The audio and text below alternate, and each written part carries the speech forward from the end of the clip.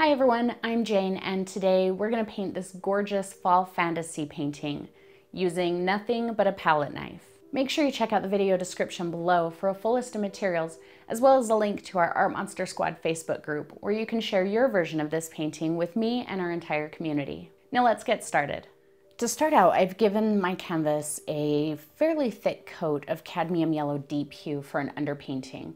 I know this is kind of a bright, unexpected color that you might not think you'd want to show through your sky, but I really like paintings that have these unexpected underpaintings that show through.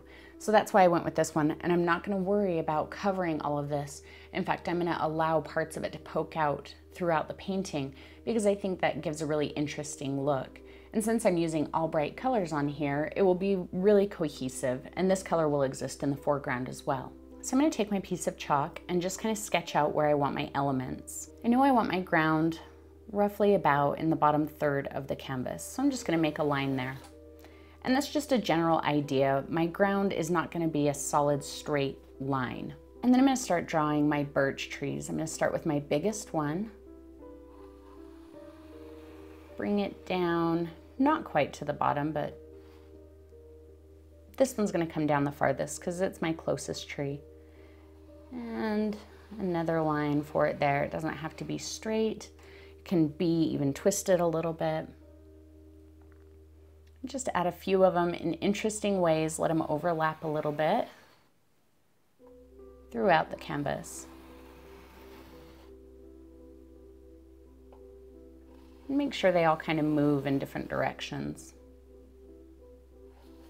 This one's going to be narrower and back a little farther, so I'm stopping it a little bit higher than my large one. And I'm going to take this one off the canvas, like it's just kind of poking into the scene.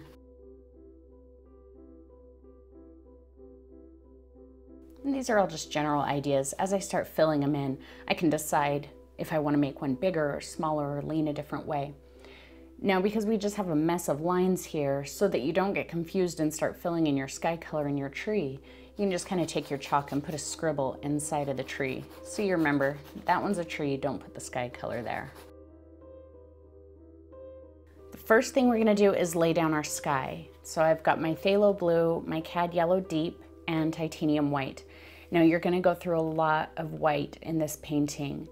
And I know the temptation may be there to use a less expensive white so that you don't use so much expensive paint, but I caution you against that. While I was practicing this painting, I used the Michaels brand paint in here, and when I was trying to put the details in the tree, the paint had only been on the canvas for about a minute and a half maybe, and when I went back over it with my knife, it actually pulled it off of the canvas and it kind of rolled up. So go ahead and use your Liquitex or your Golden or your Matisse, whatever it is you're using. I would not use cheap white paint here. So I'm just going to start mixing these together a bit until I get kind of a blue-green color. I don't want it to be too terribly green, but I definitely want it to be more green than the phthalo on its own. And start mixing it in with a bit of white. I'm not trying to get a solid color. I'm okay if it's still marbly, and I'm going to mix it as I go, so it will be a little bit different every time I lay paint down, and that's okay. So I have my paint loaded up on the back of my knife, and it's pretty much all across the back, not just along one edge. Now I'm going to use the straight edge of my knife to my advantage here when I'm filling in the sky. So I'm going to start by putting the edge right up against the line of one of my trees. Just like that. It's not flat, it's just the edge of the knife. See how the paint is? And I'm going to drag down that edge just a little bit, just to start giving me a bit of a line. And then I can smooth it in. And same thing on the other side with the other tree.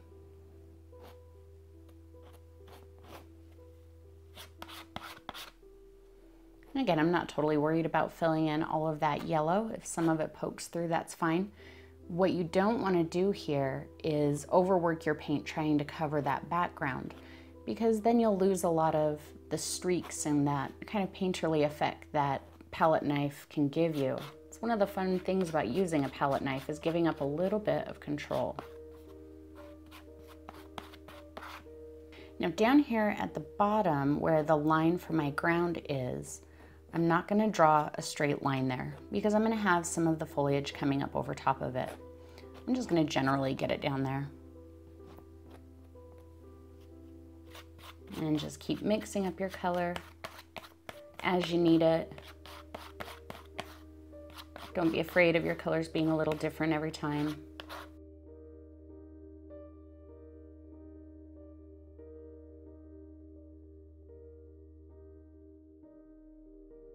You can turn your knife upside down if you need to get into some other areas. Just going to smooth out some of those lines a little bit.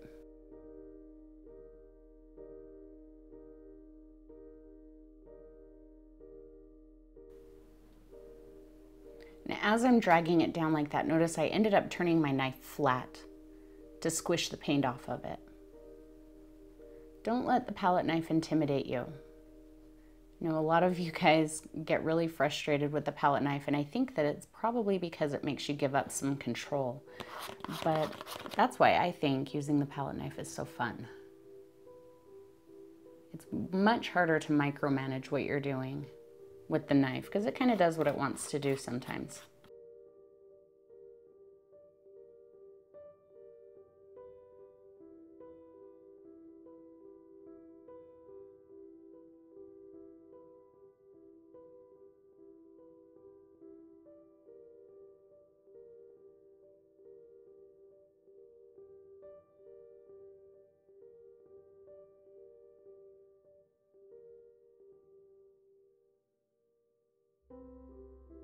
I like using this little diamond palette knife for this because that little point is really helpful in getting into the crevices between the trees.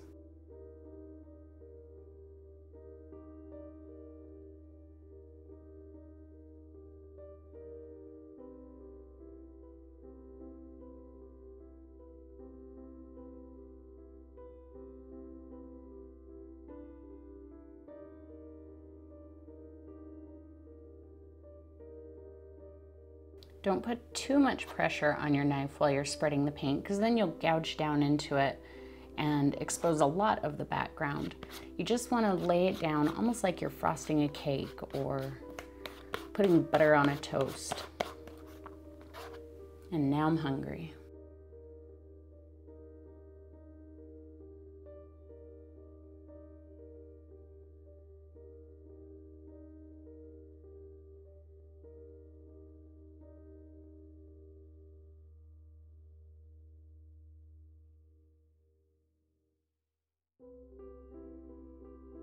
Okay, that's all there is to the sky. So I'm going to take a paper towel and wipe off my knife. You might want to keep a couple of paper towels handy. We're going to be wiping off this knife a lot. And you're probably going to end up with paint all over your hands. So just accept that fact.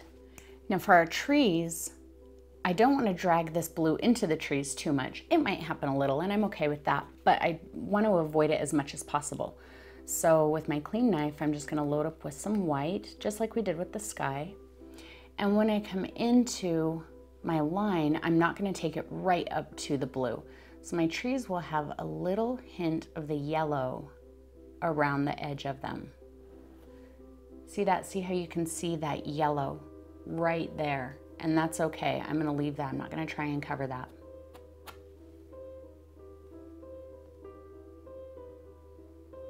And all of my brush strokes or palette knife strokes are pretty much going to go from one side to the other. I got a little blue in there, that's all right.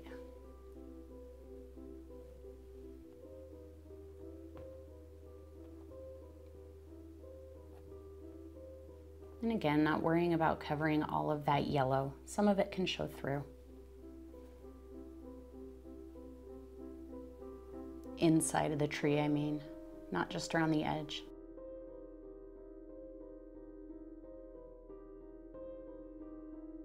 Now here you do want to take your tree down into the ground. So take it down as far as you drew your line.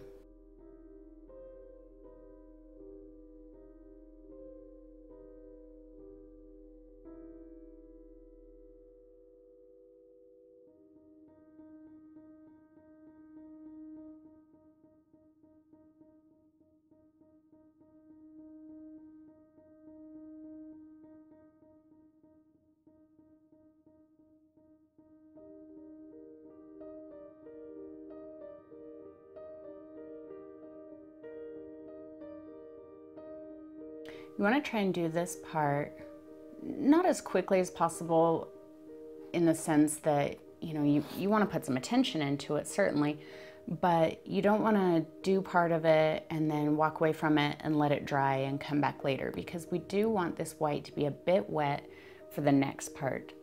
So if you don't have time to sit and do this whole part right now, then wait until you do, and then you can take a break after we put the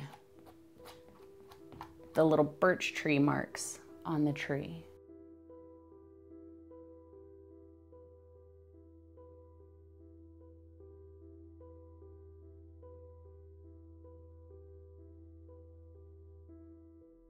Another thing I don't want you to sweat about is if these lines are straight. This is a tree, and trees are not necessarily made up of perfectly straight lines. Even birch trees, you know, they're very straight trees, but they might have, you know, a little piece of bark that's poking off, or a place where a branch used to be that fell off. So if you have a little wiggle in your tree, that's okay, just let it be there. Right here where these trees overlap, I'm just gonna pretend that back one isn't even there, and I'm gonna take this tree straight over top of it. Because the palette knife strokes are part of what's helping it seem like a tree. So I want that direction that I'm getting from streaking the paint.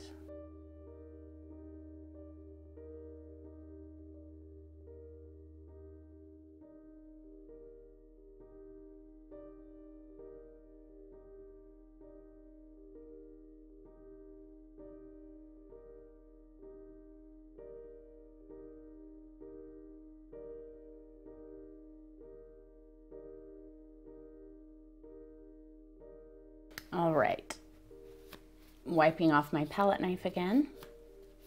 Now we're gonna start adding our little birch details. So I've cleaned off my palette knife, and I have a little deep violet and some black. And all I'm gonna do is just kind of run the edge into it a little bit. Just the very, very edge, not the flat part on the back. Just along the edge like that. And I'm gonna take my knife and touch it right to the edge of the white part of the tree, just a little bit. And just in a few places, almost randomly down the side of the tree. Try not to get, you know, a pattern going. Some of it can be a lot thicker than others, like there. Some can be just lightly a touch. Just run that all the way down the edge somewhere.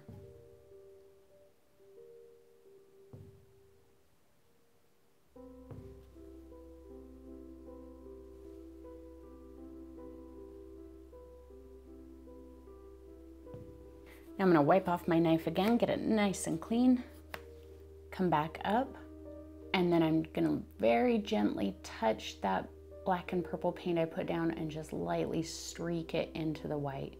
Very little pressure. I'm not trying to mix them. I'm just giving a bit of a streak.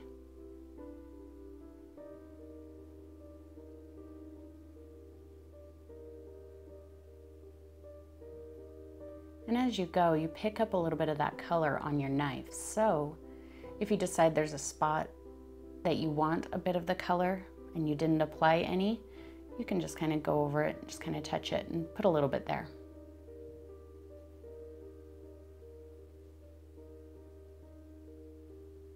Some of them I'm taking almost to the other side, some just barely, just make them all a little different. Clean up the knife again and do that on the rest of the trees.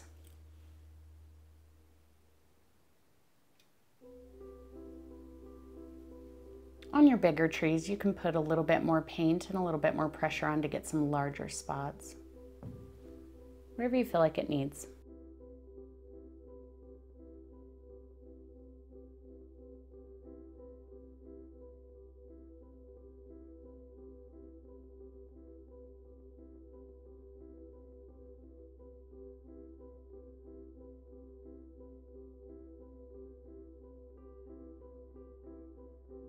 When you get to trees that are overlapping, start with the one in the back. That way, if you accidentally come into the one in the front, you can cover it up.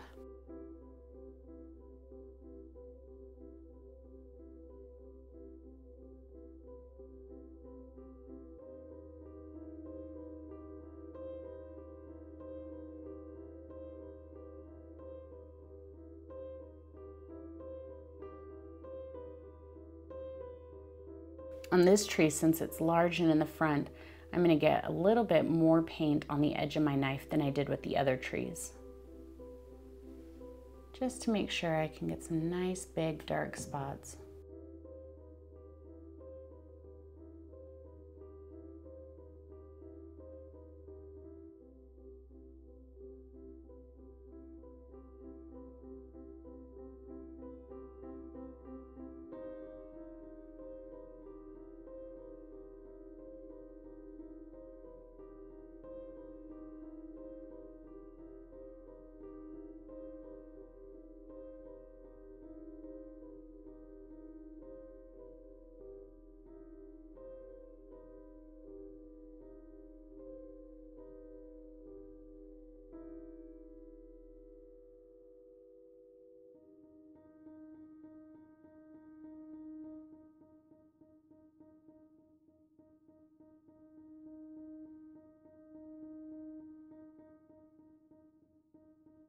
And there are your palette knife birch trees. Now I'm gonna let this dry for just a few minutes. I don't need it to be completely dry, but I wanna make sure that the bottom of these trees and the bottom of the sky isn't completely wet, so that when I start laying down the foliage, I don't get that white and blue mixed into it. So maybe 20 minutes, or I might get the hair dryer and just hit it for a minute. And then we'll be back and we'll do the foliage. We will do some branches on these trees, but we're gonna wait until the very last to really give a bit of drying time in here. So again, we don't pull some of that blue into the branches. That way they stand apart from the trees and the sky. All right, now I have a ton of deep violet. And what we're gonna do here is create the illusion of foliage and maybe some little bushes with autumn colors on it. And this is gonna be our darkest color. So I'm gonna just load up with this. And I'm gonna start by cutting in around the trunks, just like we did with the sky. And just start filling this in. Again, don't worry about that yellow poking through. We're gonna actually add that same yellow on top of the foliage in places in a bit, so it's okay if it shows. When we get to the sky, we're gonna start creating the illusion of some bushes kind of poking up. So my palette knife throughout most of this is pretty much just gonna be straight up. So I'm just gonna come over the edge of the sky a little bit. Don't try and draw an actual bush, just let the knife stick the paint and skip it wherever it wants to. Don't come up too high because we're gonna add the other colors, and each time we add a color, it's gonna get a little taller. So if you add the purple too high up, then you're gonna end up with these gigantic bushes. And if that's what you want, that's fine. But otherwise, just keep the purple kind of low.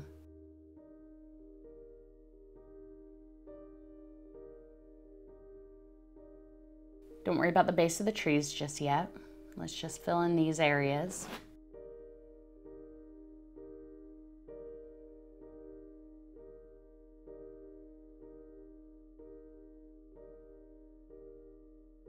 Now that we've got that done, we can come around the bottom of the trees and bring it up a little bit into them, because again, this is an overgrown wild scene, and so there might be some grasses and bushes and stuff that's kind of growing up over top of the bottom of the trees. That's exactly why I wanted to make sure that this paint was at least kind of dry before we continued, so I don't get this pastel purple going on in here.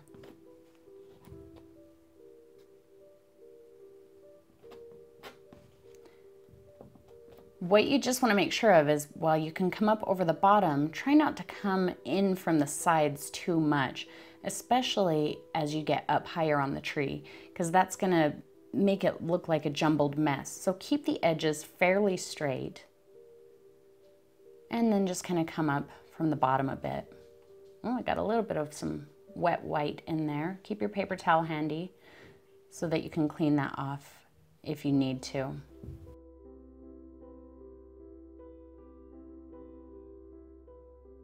I'm not going to fill in this entire bottom area with this purple. I'm just kind of worrying about the base of the trees right now.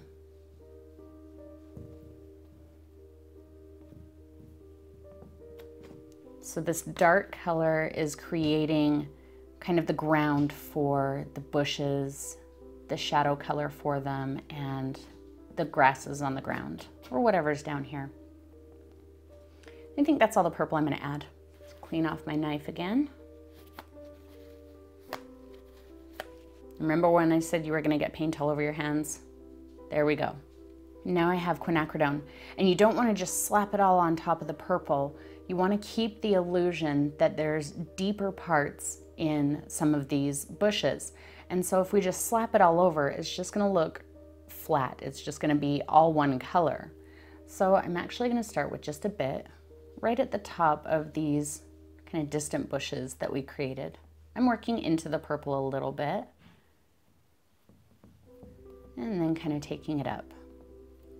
But I'm leaving that base of the dark purple there.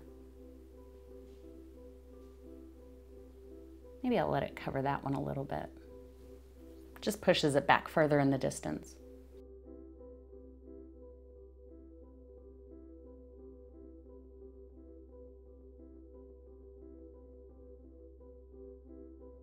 Now when we start adding the quinacridone to the ground, I'm going to make sure that some of this purple stays. So I'm going to start a little bit lower. And again, I'm kind of working upwards, which is going to look like there's bushes growing up. I'm not going side to side. You can if you want them to look like a flat ground with fallen leaves. But see how I've got that purple in there that bridges the gap between those two parts of quinacridone.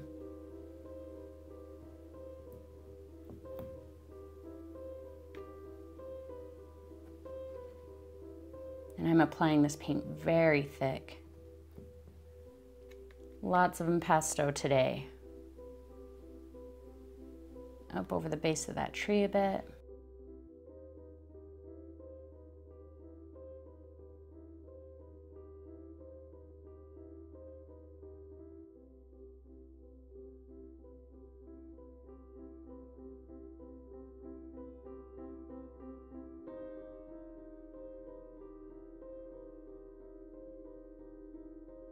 And again, leaving some dark here so that that's deeper in a bush that's standing up than this part here.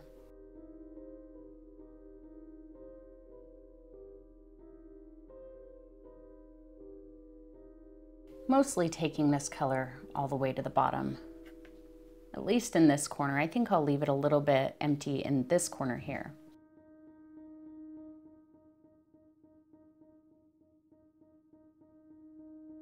And clean off my knife again.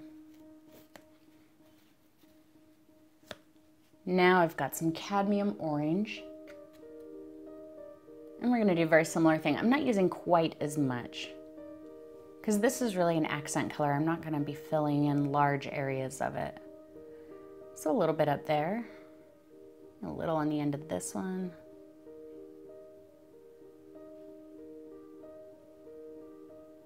Just wherever you would like a little extra highlight in your foliage.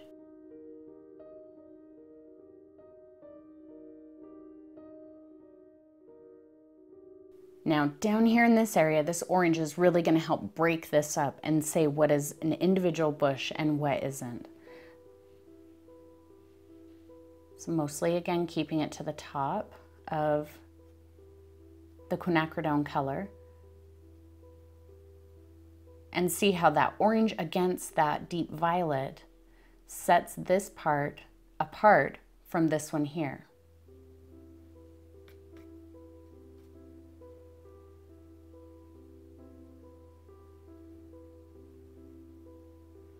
If you overwork this, you're gonna get mud, so just lay it down and leave it alone.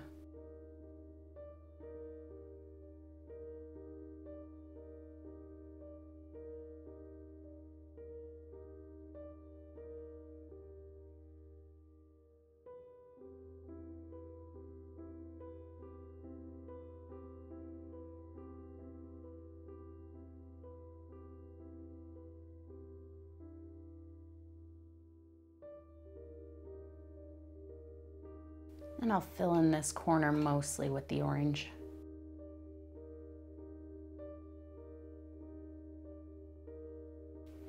Back to my cadmium yellow for even less, just really accenting the orange.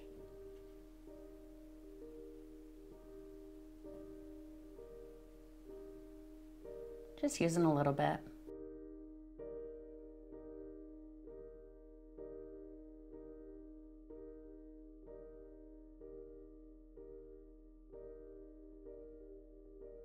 Get a little bit more in this corner. I want this corner to be nice and bright.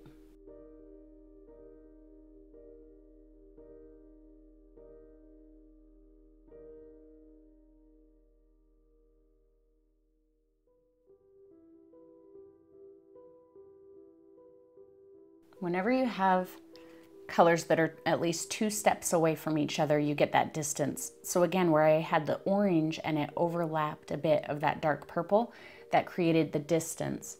Now that I've got the yellow, even where it overlaps the quinacridone, it creates distance. And where the yellow touches the purple, you get even more distance and depth. So don't be afraid to get 2 colors right next to each other that you would maybe not normally put right next to each other. Just don't overwork them and get some mud.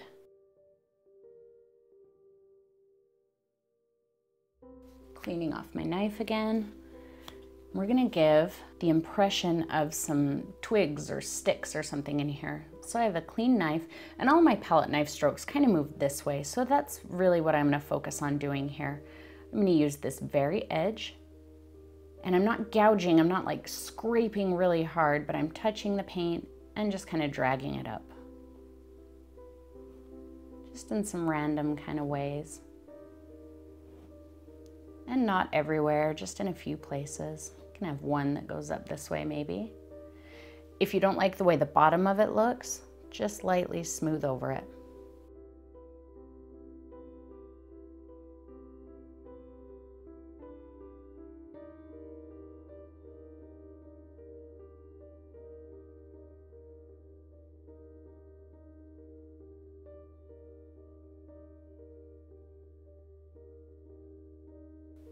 All right, let's add some little branches and we'll be done. And I'm gonna use the same palette knife.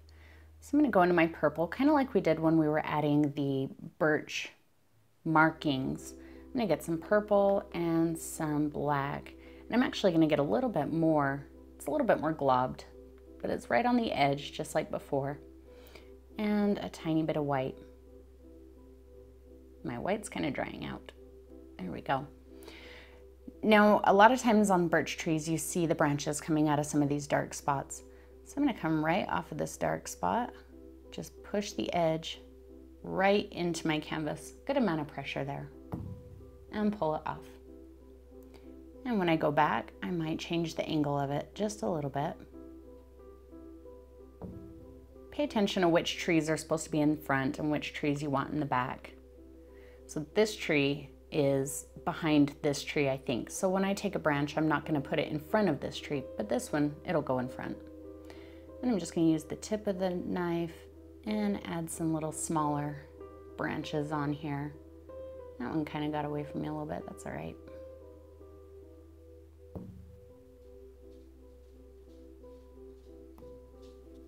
You can always come up and just kind of scrape it in just a little bit. Or I can not worry about it, or I can put another branch over it.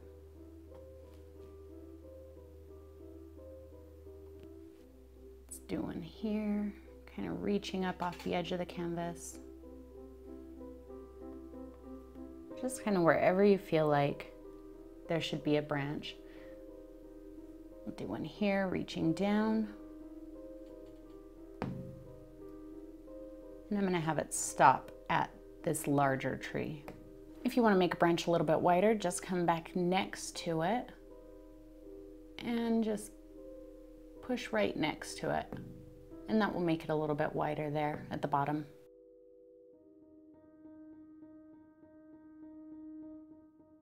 So that one I want quite wide. I'm just going to double the width there.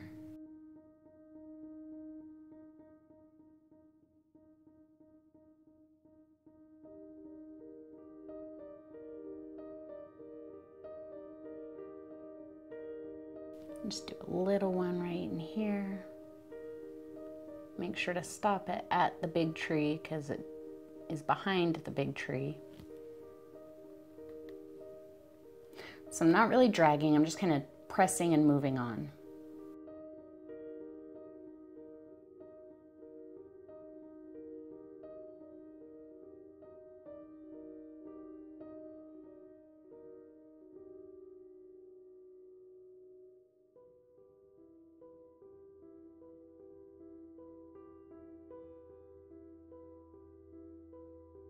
You can even take one from the edge of the canvas down into it. Say that there's more trees off of the side here that you can't see.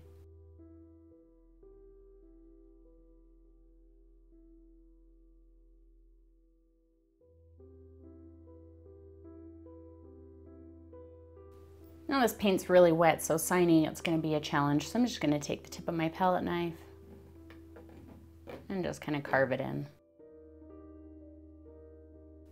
And there's your Fall Fantasy Birch Tree painting. I hope you enjoyed painting this with me and getting to use the palette knife for the entire painting. And I hope you learned a little bit about color and how to create depth using just colors. If you like this video, please make sure to give it a thumbs up and maybe share it with a friend who you think would like it as well. If you haven't yet subscribed, please make sure that you do so that you can paint with me every week. Also, if you're interested in becoming one of my Patreon contributors and getting all kinds of cool rewards, check out the video description below for a link to my Patreon page. Thank you as always for watching, everyone, and I'll see you next time.